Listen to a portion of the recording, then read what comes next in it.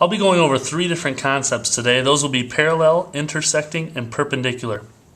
Today I'm going to be using lines in every example, but these can be used with line segments and rays as well. The first one that I want to talk about are parallel lines. Parallel lines, they run forever in both directions because, again, they are lines. They never get closer together, and they never get farther away. Okay, I'll demonstrate what a pair of parallel lines look like. Again, to draw a line, I draw my 2 points, point A and point B. When I do draw a line, remember, start outside of a point and run through the other point. Now, when I want to draw my other line, I can kind of cheat using my ruler. If I line up my ruler just like I did when I traced line AB, I can put my points along that ruler like such. Again, I'm going to name my points. I will just simply do point C and point D. To finish, just like I did line AB, I want to take my ruler and connect these points. Again, start outside, go through the other point, cap it with arrows. There would be an example of a pair of parallel lines. They don't get any farther away, they don't get any closer together as they stay the same distance apart the entire time. This can be done with line segments and rays as well. The next type of lines that I'm going to look at would be intersecting lines. Again, I'm going to demonstrate by first drawing a line. 2 points, I'm going to label them E and F. Connect them just as I did before.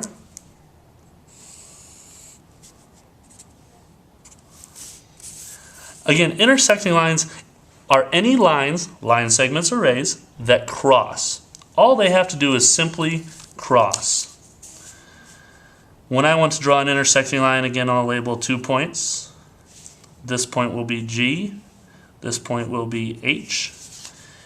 And I will now finish with my line as I start outside of G and go all the way through H. Cap it with arrows. Again, this is an example of intersecting lines. They cross here. Again, we can sometimes label this point of intersection. Just for this video, I will label that point J. So again, lines EF and GH intersect at point J. The last set of lines are a special set of intersecting lines called perpendicular lines. Perpendicular lines cross, similar to intersecting, but they cross in such a manner that they make 4 90-degree angles, possibly, but they need at least one. I'll show you a demonstration of both ways. We'll start with, again, another line. Let's do a B. And we will run a line through here.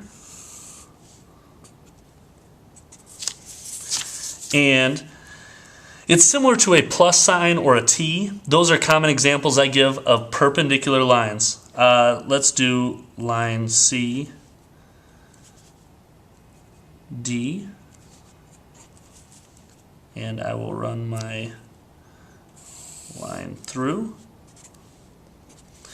This is a set of perpendicular lines. To signify that they are perpendicular, I am going to put a right angle symbol in the corner. That's one set of perpendicular lines. Another set of perpendicular lines that I'll do over here in this small corner with line X, Y.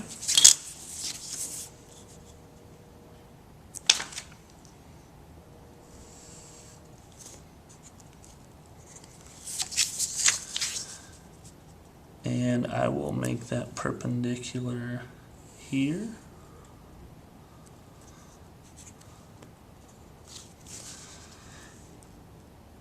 C and D. Notice I've got a line perpendicular with a ray. Again, a ray goes forever in one direction. It starts at one point, goes forever in one direction. Again, similar to how I did it here with the right angle symbol, I will also do it here.